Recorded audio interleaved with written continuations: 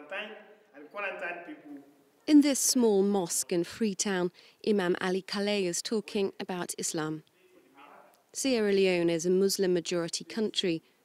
Before Ebola, it was customary to wash and wrap the bodies of loved ones when they died. But the Imam says the Quran does have special teachings to deal with an emergency like this infectious outbreak. Even other diseases that are not Ebola, like cholera, for example, any transmitted, any infectious disease, right? We apply the same method, right? I save my own life first, then you and others, right? Because based on the teachings of Islam. But despite that message, people are still washing and touching the bodies of Ebola victims, which remain highly infectious after death. The Imam says the government's called on religious leaders to help. In our own country, our own constitution does separate religious people from the government.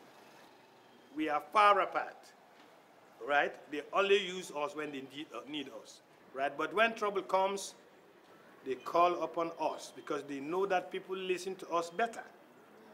As it is happening now, as I'm talking to you, we have programs on our own. Sierra Leone needs results and fast. Transmission of Ebola here remains intense. Some weeks there's more than 500 new cases reported, and health officials say that's mainly down to people touching the bodies of Ebola victims. Yes, religious leaders can spread the message of the dangers of that, but the government is also using the law as a deterrent.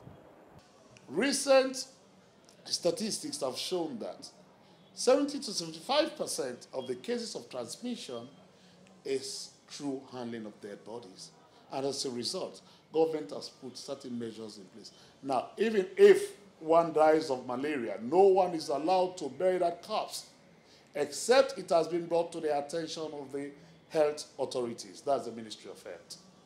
Before you're allowed to bury that particular corpse, then they have to ensure that it is Ebola-free. So, and whosoever that contravenes this particular law, then you'll be charged to court and you'll be fined or imprisoned. The law's been in place since June.